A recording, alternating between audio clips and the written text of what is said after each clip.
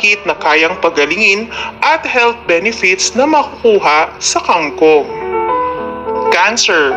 Ang kangkong ay napakayaman sa antioxidants. In fact, 13 na iba't ibang uri ng antioxidant compounds ang taglay nito.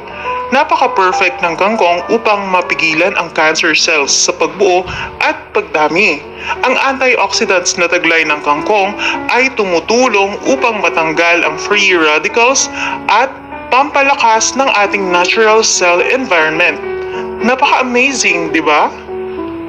Mataas na kolesterol. Gusto mo ba ng natural na paraan para mapababa ang iyong kolesterol? Kumain araw-araw ng kangkong. Ang kangkong ay napatunayan ng nagpapababa ng kolesterol at sa ating katawan. Ayon sa studies, ang regular na pagkain ng kangkong ay nakakapagpababa ng blood cholesterol levels to sakit na kayang pagalingin at health benefits na makukuha sa kangkong. Cancer.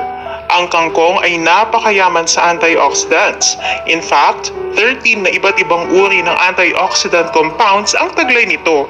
Napaka-perfect ng kangkong upang mapigilan ang cancer cells sa pagbuo at pagdami. Ang antioxidants na taglay ng kangkong ay tumutulong upang matanggal ang free radicals at pampalakas ng ating natural cell environment.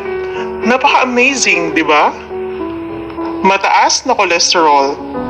Gusto mo ba ng natural na paraan para mapababa ang iyong kolesterol? Kumain araw-araw ng kangkong. Ang kangkong ay napatunayan ng nagpapababa ng kolesterol at sa ating katawan. Ayon sa studies, ang regular na pagkain ng kangkong ay nakakapagpababa ng blood cholesterol levels to